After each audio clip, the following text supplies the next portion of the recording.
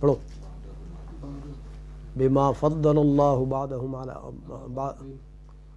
علی بعض وبما انفقوا من اموالهم. پڑھو نا حافظ.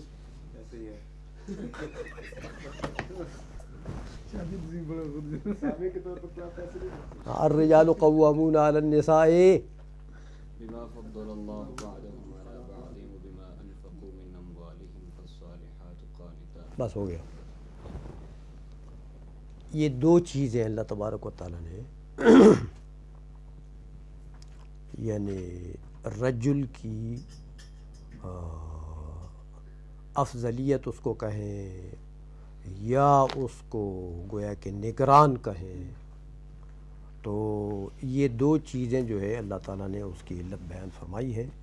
ایک تو یہ کہ بما فضل اللہ بعضهم علی بعض، یہ تو ایک اجمالی چیز اللہ تعالیٰ نے بیان فرمائی کہ اللہ تعالیٰ نے فضیلت دی ہے، اللہ نے دی ہے، وہ بھی چیز ہے.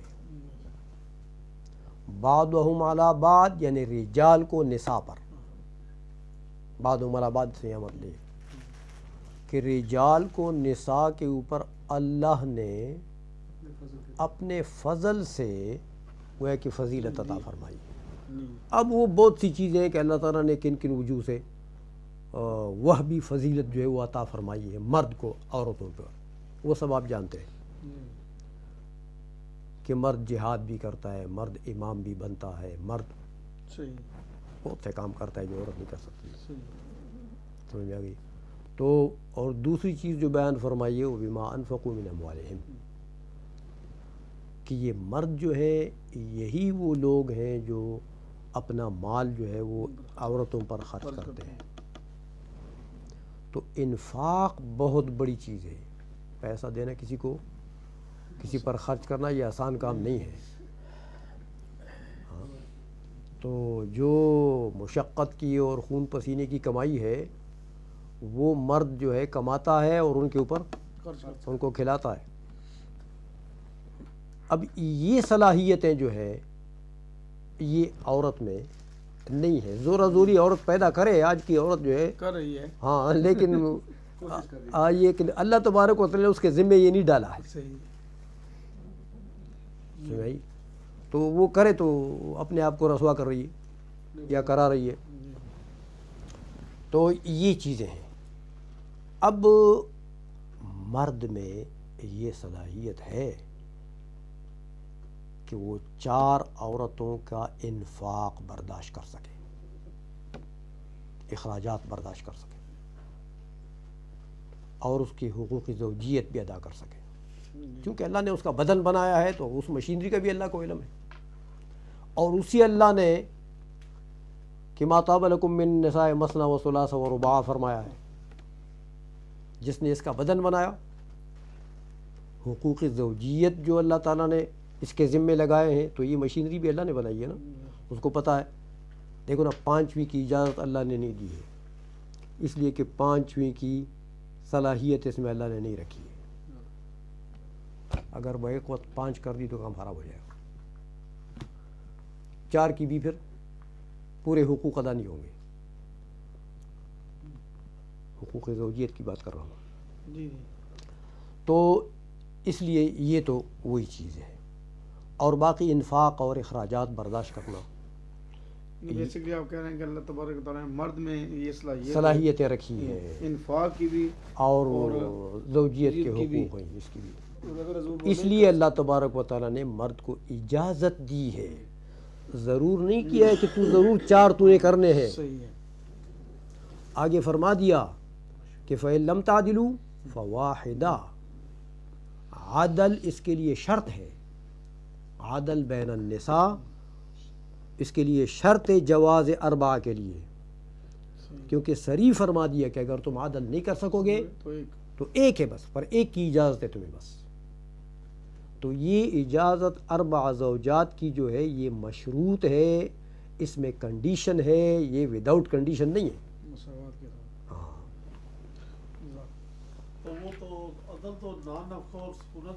نہیں، اصل عدل جو ہے وہ شباشی میں ہے. اجازت یہ ہمارے اللہ وہ بھی اس میں آئی تو وہ تو ہے نہیں. تو جب کیفیت متعین نہیں ہو سکتی ہے تو یہ حدیث اشارات جتنی حدیثیں ہیں سب مضطرب ہیں. تو جو قلتین والی حدیث کو مضطرب کر کے استدلال سے ہٹا دیتے ہو تو اشارے والی حدیث کو کیوں قابل استدلال سمجھتے ہو؟ اس لیے مجدد صاحب فرماتے ہیں کہ یہ احادیث مضطرب ہیں کیونکہ ایک کیفیت متعین نہیں ہے. وہ ہمارے استاد صاحب قبلہ فرمایا کرتے تھے کہ اشارے والی جو حدیث ہے یہ معلوم المعنی مجہول الکیفیت ہے. معنی تو اس کا معلوم ہے، اشارہ بسبب، لیکن کیفیت مجہول ہے. تو جب کیفیت مجہول ہے تو آپ کیسے اشارہ کرو گے؟ تو ناسخ کے بجائے تم نے اشارہ کرنا ہے سنت پر عمل کرنا ہے، ناسخ کے بجائے منسوخ پر کیا ہوگا؟ منسوخ پر عمل حرام ہے. تو ثواب کے بجائے اس کا جواب فتاوی رضویہ میں اعلیٰ حضرت نے دیا. ہاں کیا فرمایا اعلیٰ حضرت نے؟ مجھے یاد نہیں ہے، انہوں نے مجد الفسانی کا جواب ان کی عبارت نقل کر کے اس کو پھر اپنی جواب دیا تھا اپنی طرف سے ائمہ احناف کی طرف سے جو سنت کہتے ہیں. جی. یہ کہا کہ میری جو تحقیق ہے اس معاملے میں وہ یہی ہے کہ یہ سنت سے ثابت ہے، اس کو کرنا چاہیے. اس میں کوئی شک نہیں، اور اشارہ بالسبب اس میں کوئی شک نہیں. اس لیے میں نے کہا نا کہ استاد اقبال فرمایا کرتے تھے کہ یہ معلوم المعنی ہے، کیونکہ سنت سے تو ثابت ہونے میں تو کوئی شک ہی نہیں ہے. ہاں لیکن اب آخری کیفیت متعین کرو. اعلیٰ حضرت نے، میں نے نہیں دیکھی یہ بات اعلیٰ حضرت کی فتاوی رضویہ میں، اگر اعلیٰ حضرت نے کوئی کیفیت متعین کی ہے تو پھر تو جواب بن جائے گا. اگر کیفیت متعین نہیں کی ہے تو اس سے تو جواب نہیں بنتا ہے کہ یہ ثابت بالسنت ہے. ثابت بالسنت تو مجھے صاحب مانتے ہیں، اسی لیے تو یہ جواب دے رہے ہیں. جو ایک رسالہ ابن عابدین کا اس موضوع پر غالباً اس میں انہوں نے لکھا ہے کہ ظاہر و روایت عدم الاشارہ ہے. یہ تو ہے، یہ تو ابھی میں کہنے والا تھا آپ کو. مذہب حنفی میں وہ آئے گا آپ کے مفتی کورس میں، مذہب حنفی میں ظاہر الروایت کے نقل کے لیے جتنی کتابیں وضع کی گئی ہیں وہ آپ کو بتاؤں گا میں مفتی کورس میں کہ ظاہر الروایت کی کون سی کتابیں ہیں. ان کتابوں میں سے ایک کنز الدقائق ہے، جو متاخرین کے کتابوں میں جو ظاہر الروایت کے لیے ان میں ایک کنز الدقائق ہے. کنز الدقائق میں آپ اشارہ بسبب دکھا کر مجھے دے دیں.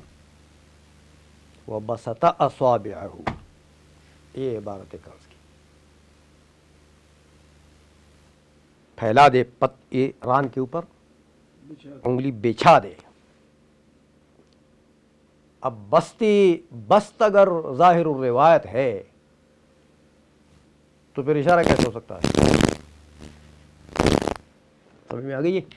اس لیے مذہب حنفی میں ہاں، لیکن ہم باوجود اتنے دلائل کے کہ یہ نہ کرنا اس کا، ہم یہ کہتے ہیں کہ نہ کرنا اس کا بہتر ہے. کوئی کرتا ہے تو لڑو نہیں اس کے ساتھ. سمجھ میں آ گئی؟ یہ عند الاحناف ہے کہ عند الاحناف. مجدد الفسانی کے مجدد الفسانی سے بھی حنفی ہے نا، وہ بھی انفی. وہ بھی حنفی ہے نا.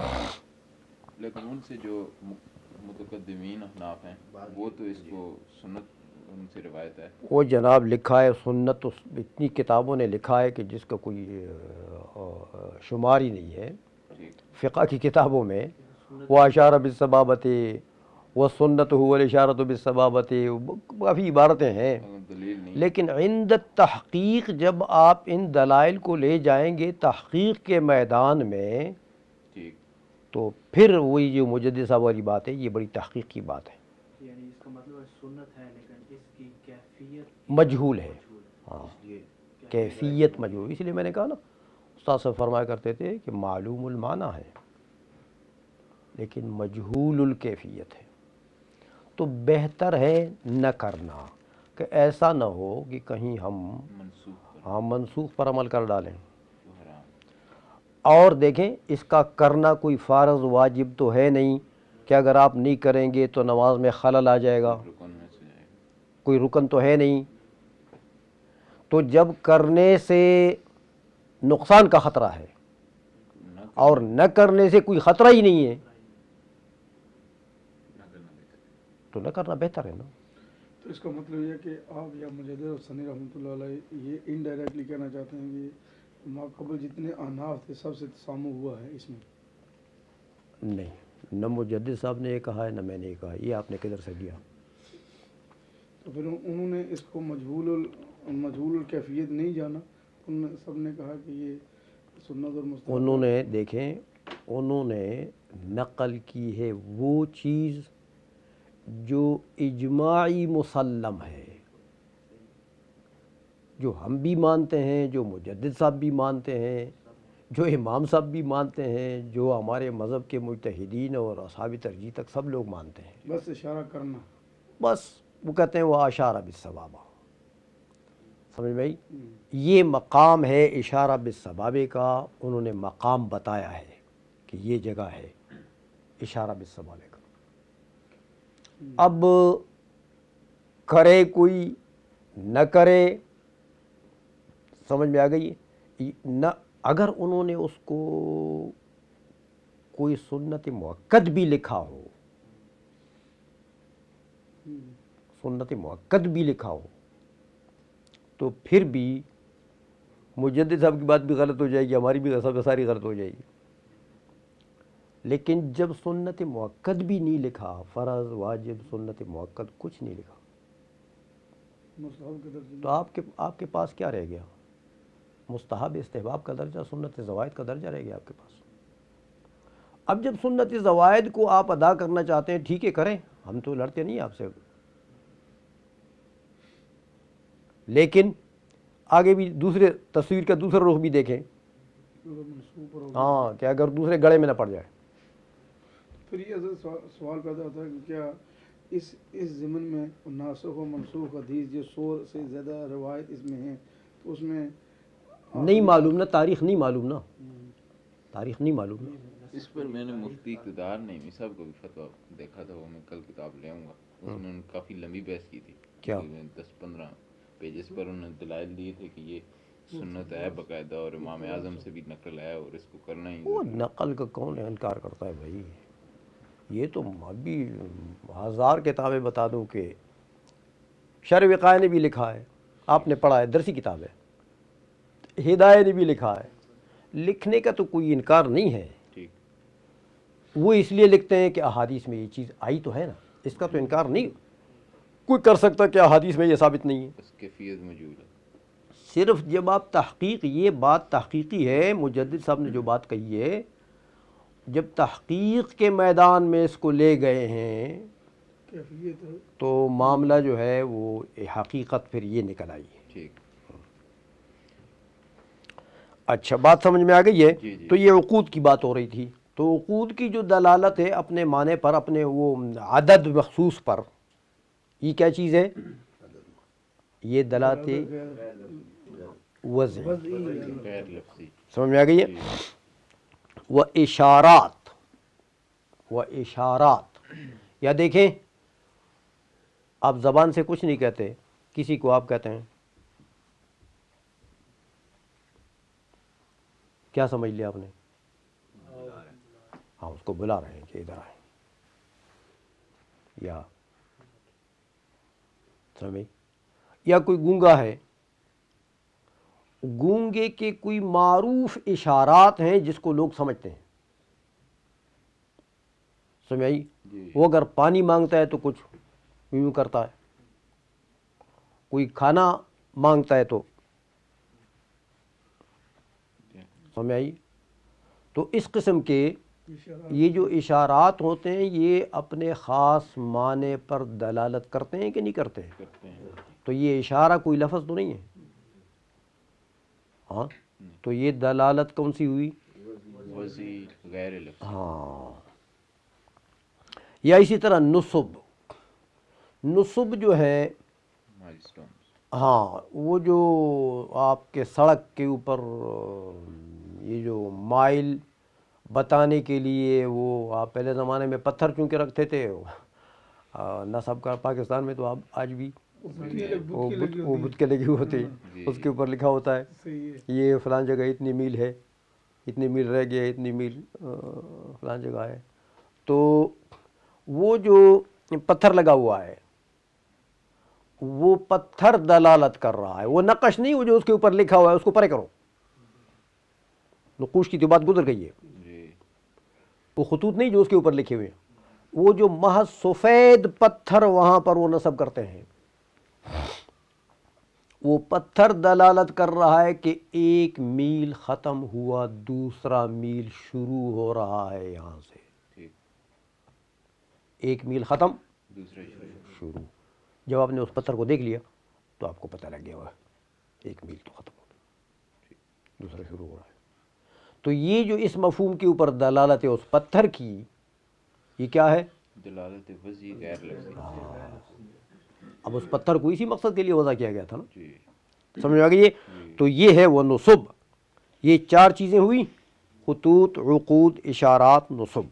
برمعانی کے عظیم شاہ مفہوم گردد، ان معانی کے اوپر ان کی دلالت جو ان سے مفہوم ہوتی ہیں. آئی سمجھ؟ تو یہ دلالت وضعی کی دو قسمیں آپ نے پڑھ لی ہیں، لفظی اور غیر لفظی. سمجھ میں آ گئی بات کہ کچھ نہیں؟ اچھا چلو. تو آپ نے وہ پچھلا یاد بھی کیا ہے کچھ؟ کیا خیال ہے؟ آپ نے بھی کیا شاہ صاحب؟ اچھا حافظ صاحب آپ نے بھی یاد کیا؟ البقاء یاد کیا؟ ماشاء اللہ. سلیم صاحب ہاں کیا ٹائم نہیں ملا؟ یہ جو لکل شیء آفۃ وللعلم آفات، کئی آفتیں ہیں علم کے لیے، بڑی رکاوٹیں ہیں. واقعی یار اللہ کا کتنا بڑا کرم ہے کہ اتنی رکاوٹوں کو انسان عبور کر کے اور عالم بن جائے. اللہ تبارک و تعالیٰ بہت بڑا کرم ہے اس بندے کے اوپر کہ اس راستے میں بڑی رکاوٹ ہے. بچے رکاوٹ ہیں، بیوی رکاوٹ ہے، بیماری رکاوٹ ہے، بچوں کی بیماریاں رکاوٹ ہیں، ماں باپ کی بیماریاں رکاوٹ. مطلب یہ کہ کوئی ایک دو تو نہیں ہے نا، مالی مشکلات رکاوٹ ہیں. مسجد کمیٹی رکاوٹ ہے. یہ اس ملک میں یہ نئی رکاوٹ ہے اس ملک میں واقعی. یہ صحیح بات ہے بالکل، یہ بھی ایک رکاوٹ ہے، کئی رکاوٹیں ہیں. تو ان سب رکاوٹوں کو جب انسان عبور کرتا ہے، سب سے نکلتا ہے اور مولوی بن جاتا ہے، اللہ کا بہت کرم ہے اس شخص کے اوپر. اس لیے ان رکاوٹوں کو عبور کرنے کی کوشش کیا کرو اور علم تک پہنچنے کے لیے راستہ بنایا کرو. یہ سب چیزیں رکاوٹ ہیں، بچے، بیوی، سب سے بڑی رکاوٹ ہے. بہرحال اللہ توفیق عطا فرمائے سب کو. اب یہ کہتے ہیں کہ وَكَذَلِكَ قَوْلُهُ تَعَالَى قَدْ عَلِمْنَا مَا فَرَضْنَا عَلَيْهِمْ فِي أَزْوَاجِهِمْ. قرآن کریم کی آیت ہے نا. کہتے ہیں جس طرح لفظ ثلاثہ کذالک تشبیہ دے رہے ہیں، کذالک یعنی مثل ذالک، کاف مثلیہ ہے، مثل ذالک. ذالک کا اشارہ کس کی طرف ہے؟ ثلاثتن کی طرف، کہ جیسے ثلاثتن خاص پڑھ لیا آپ نے کہ وہ خاص ہے. وجب العمل به لا محالۃ، اور اس کے اوپر عمل واجب ہے لا محالہ. اسی طرح کذالک، اسی طرح جو اس آیت کے اندر لفظ فرض ہے، فرض، قد علمنا ما فرضنا، ما فرضنا علیہم فی ازواجہم، اللہ فرماتا ہے قد علمنا، پکی بات ہے۔ قد جب ماضی پر داخل ہوتا ہے تو آپ پڑھ چکے ہیں کہ تحقیق کے لیے آتا ہے، جب مضارع پر داخل ہوتا ہے تو تقلیل کے لیے آتا ہے، یہاں ماضی پر داخل ہے تو مطلب یہ ہے کہ پکی بات ہے، قد پکی بات ہے، علمنا کہ ہمیں علم ہے، ہم جان چکے ہیں۔ کس چیز کو جان چکے ہیں؟ ما فرضنا، جو چیز ہم نے مقرر کی ہے، جو چیز اللہ فرماتا ہے جو چیز ہم نے مقدر کی ہے، جس چیز کی ہم نے تقدیر کی ہے، جس چیز کا ہم نے اندازہ کیا ہے، علیہم ان مردوں کے اوپر، ہاں، فی ازواجہم ان کی بیویوں کے معاملے میں، کہ ان کی بیویوں کے لیے، یہ فی بمعنی لام لے لیں تو اور واضح ہو جائے گا، لازواجہم، حروف جار ایک دوسرے کے معنی میں آتے ہیں، جی تو اللہ یہ فرماتا ہے کہ ہم جان چکے ہیں، ہمیں پکا علم ہے اس بات کا کہ جو چیز ہم نے مقرر کی ہے